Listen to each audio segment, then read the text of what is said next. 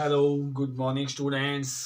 तो आज की इस वीडियो में अपन करेंगे कक्षा 8वीं की पुस्तक आगाज, जिसमें पाठ नंबर 2 है सुभागी। ये कहानी है एक, और इसके जो लेखक हैं, जिसने कहानी लिखी है, उनका नाम है मुंशी प्रेमचंद। और इस कहानी में हमारे को क्या पता चले, क्या बता देना चाहते हैं मुंशी प्रेमचंद वह इनकी क्या उद्देश्य है उनका, कि लड़के व लड़की की स्थिति को समझना। लड़के व लड़कियों को कोई समान समझता है, लेकिन उस वक्त उन्होंने जो कहानी लिखी थी, उस वक्त लड़कियों की क्या स्थिति थी, वो आपने इस लेसन के अंदर देखना है। तो मैं आपको ये पाठ आपको पढ़ के सुना देता हूँ। आप अपनी बुक भी खोल लीजिए, उसके अंदर से आप देखिए। इसके अंदर कहीं से मैं आपको समझाता भी जाऊंगा। आपको फिर भी यदि समझ में नहीं आएगा तो आप उसकी पिक बना के मेरे पास भेज दीजिएगा। देखिए, सुभागी कहानी। तुलसी महतो अपनी लड़की सुभागी को बहुत प्यार करते थे। छोटी उम्र में ही वह घर और खेती के काम में बहुत चतुर थी। उसका भाई रामू, जो उम्र में उससे बड़ा था, बड़ा ही कामचोर और आवारा था। तुलसी महतो ने सुभागी और रामू दोनों की शादी कर दी। थोड़े ही दिन बीते, अचानक एक बड़ी विपदा आई। विपदा का मतलब बड़ा संकट आया, दुख आया उनके उनके उन पर। सुभागी बहुत छोटी उम्र में ही विधवा हो गई। सुभागी के दुख की तो सीमा ही नहीं थी। बेचारी को अपना जीवन पहाड़ सा लगने लगा था। जैसे तैसे कुछ साल बीते, लोग तुलसी महतो पर दबाव डालने लगे, लड़की की कहीं दूसरी जगह शादी कर दो। आजकल कोई इसे बुरा नहीं मानता, तो तुम क्यों इतना सोच विचार करते हो? क्या दबाव डाला था लोगों ने दबाव डाला था कि अपनी लड़की की शादी कहीं दूसरी जगह कर दो, क्योंकि उसका पहला पति तो मर चुका था। आगे देखिए, तुलसी महतो ने कहा, भाई मैं तो तैयार हूं, लेकिन सुभागी भी तो माने। वह किसी तरह तैयार नहीं होती। हरिहर चाचा ने सुभागी को समझाते हुए कहा, बेटी, हम तेरे ही भले के लिए कहते हैं। माँ बाप अब बूढ़े हो गए हैं, उनका क्या भरोसा। तुम कब तक इस तरह बैठी रहोगी? सुभागी ने सिर झुकाकर कहा, मैं आपकी बात समझ रही हूँ, लेकिन मेरा मन अब शादी को नहीं करता। मुझे आराम की चिंता नहीं। मैं सब कुछ झेलने को तैयार हूँ और अपना सारा जीवन ऐसे ही गुजार लूंगी। शादी के अलावा जो काम आप कहो, मैं वह सिर आंखों के बल करूंगी, लेकिन मुझे शादी के लिए ना कहिए। शादी की बात सुनकर मेरा मन परेशान हो जाता है। उज्जड़ रामू बोला, अगर तुम सोचती हो कि भैया कमाएंगे और मैं बैठी मौज करूंगी, तो इस भरोसे मत रहना। यहाँ किसी ने जन्म भर का ठेका नहीं लिया है। लड़कियों को ये बात अक्सर कह दी जाती है कि तू इस घर में आखिर कब तक बैठी रहेगी, क्योंकि लड़कियों को अगले घर जाना होता है। सुभागी ने गर्व से भरे हुए स्वर में कहा, मैंने अपना आसरा कभी नहीं किया, और भगवान ने चाहा तो कभी करूंगी भी नहीं। तुम अपनी देखो, मैं मेरी चिंता यानी कि मेरी चिंता न करो। जब रामू की दुल्हन को पता चला कि सुभागी अब विवाह न करेगी, तो वह उसके सिर हो गई और उसे हर समय तंग करने लगी। परंतु सुभागी पर इन सब बातों का कोई भी फर्क नहीं पड़ा। उसने घर का सारा काम स्वयं संभाल लिया। बेचारी पहर भर रात से उठकर कूटने पीसने में लग जाती, चौका बर्तन करती, गोबर थापती और खेतों में काम करने जाती। दोपहर को आकर जल्दी जल्दी खाना पकाकर सबको खिलाती। रात को कभी माँ के सिर में तेल लगाती, कभी उसकी देह दबाती। देह का मतलब उसका शरीर दबाती, उसके लातें दबा देती थी, उसके हाथ पैर दबा देती थी। जहां तक बस चलता, माँ बाप को कोई काम न करने देती। हाँ, भाई को न रोकती। सोचती, ये तो जवान आदमी है, ये काम नहीं करेंगे तो गृहस्थी कैसे चलेगी। सुभागी अपने भाई को काम करने से क्यों नहीं रोकती थी? क्योंकि उसको पता था कि ये लड़का अब जवान हो चुका है, और यदि ये काम नहीं करेगा तो इसकी गृहस्थी घर बार इसका नहीं चलेगा। मगर रामू को यह बहुत बुरा लगता। अम्मा और दादा को तो तिनका तक नहीं उठाने देती, और मुझे पीसना चाहती है। इसी बात के कारण एक दिन वह आपे से बाहर हो गया।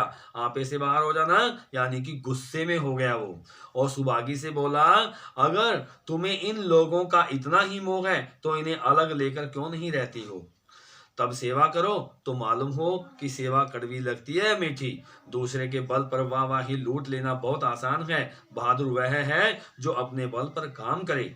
सुभागी ने कोई जवाब नहीं दिया, उसे बात बढ़ जाने का डर था। लेकिन रामू की बातें सुनकर तुलसी महतो से न रहा गया। बोले, रामू तुम उस गरीबन से क्यों लड़ते हो? रामू बोला, तुम क्यों बीच में कूद पड़े? मैं तो उसको कह रहा हूं। तुलसी मेहता बोले, अब तक मैं जीता हूं, तुम उसे कुछ नहीं कह सकते। मेरे पीछे जो चाहो करना। बेचारी का घर में रहना मुश्किल कर दिया। रामू गुस्से से बोला, अगर बेटी बहुत प्यारी है तो उसे गले में बांध कर रखो, मुझे तो सहा नहीं जाता। ये लड़का बोल रहा है, रामू का लड़का, यानी कि सुभागी का भाई बोल रहा है। तुलसी महतो ने कहा, अच्छी बात है, अगर तुम्हारी यही मर्जी है तो यही होगा। मैं कल गांव के आदमियों को बुलाकर बंटवारा करवा दूंगा। तुम चाहे अलग हो जाओ, सुभागी अलग नहीं होगी।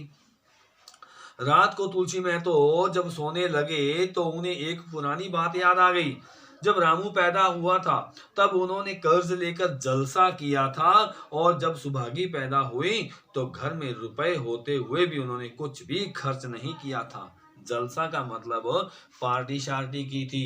जब रामू पैदा, यानी कि रामू को ये उसका बेटा पैदा हुआ था, लेकिन जब सुभागी यानी कि बेटी पैदा हुई थी, पैसे होने के बावजूद उसने कुछ भी नहीं किया था। तो यहीं पर उसने बेटी में और बेटे में फर्क समझा था। पुत्र को रतन समझा था और पुत्री को पहले जन्म के पापों का दंड। वह रतन कितना कठोर निकला और यह दंड कितना मंगलमय निकला। यानी तुलसी महतो को कौन सी पुरानी बात याद आ गई थी? तुलसी महतो कौन है? सुभागी का पिता है।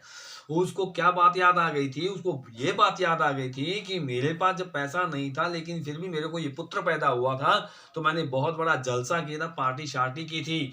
लेकिन ये जब बेटी सुभागी पैदा हुई थी तो मैंने कुछ भी नहीं किया था। ये बात उसको याद आ गई थी।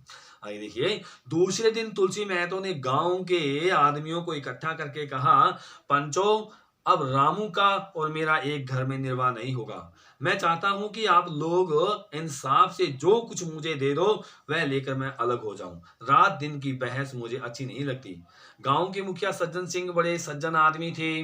उन्होंने रामू से बुलाकर पूछा, क्यों जी, तुम अपने बाप से अलग रहना चाहते हो? तुम्हें शर्म नहीं आती? माँ बाप को अलग किए देते हो। राम राम राम। रामू ने ढिठाई से कहा।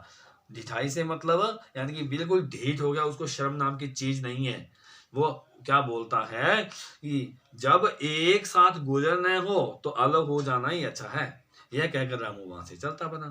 तुलसी महतो ने कहा, देख लिया आप लोगों ने इसका मिजाज। आप चाहे 4 में से 3 हिस्से इसे दे दो, पर अब मैं इस दुष्ट के साथ नहीं रहूंगा। भगवान ने बेटी को दुख दे दिया, नहीं तो खेतीबाड़ी लेकर मुझे क्या करना था। जहां रहता वहीं कमाता खाता। भगवान ऐसा बेटा दुश्मन को भी न दे। लड़के से लड़की भली जो कुलवंती होवे। यानी कि अब उसको समझ में आया है कि बेटियों का भी महत्व होता है। सहसा सुभागी आकर बोली, दादा, यह सब बंटवारा मेरे कारण ही तो हो रहा है। मुझे क्यों नहीं अलग कर देते? मेहनत मजदूरी करके अपना पेट पाल लूंगी, मेरे कारण घर का बंटवारा हो यह मुझसे देखा नहीं जाता। तुलसी महतो ने कहा, हम तुम्हें नहीं छोड़ेंगे, चाहे सारा संसार छूट जाए, और रामू का तो मैं मुंह भी नहीं देखना चाहता।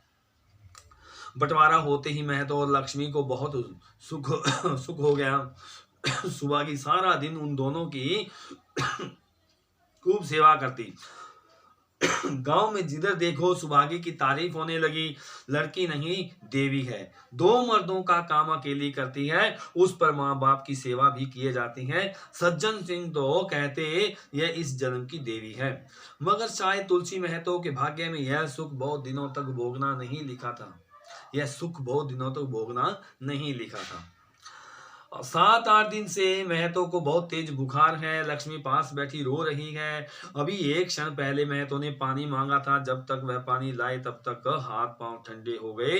सुभागी उनकी यह दशा देखते ही रामू के घर गई और बोली, भैया चलो देखो, आज दादा न जाने कैसे हुए जाते हैं। 7 दिन से बुखार नहीं उतरा। रामू ने चारपाई पर लेटे लेटे ही कहा, तो क्या मैं डॉक्टर हकीम हूं कि देखने चलूं? जब तक अच्छे थे तब तक तो तुम गले का हार बनी हुई थी, अब मरने लगे तो मुझे बुलाने आ गई हो, ये उसके भाई ने कहा। उसी समय रामू की दुल्हन अंदर से बाहर आकर पूछने लगी, क्या हुआ दीदी, दादा को क्या हुआ? रामू, कुछ नहीं हुआ, अभी कोई मरे थोड़े ही जाते हैं। स्त्री, मर जाएंगे तब भी नहीं जाओगे क्या? रामू, कभी नहीं जाऊंगा, ये रामू बोल रहा है। स्त्री, नहीं जी, यह अच्छी बात नहीं है, चलो चलते हैं, नहीं तो गांव में क्या मुंह दिखाएंगे। रामू, चुप रहो, मुझे उपदेश मत दो।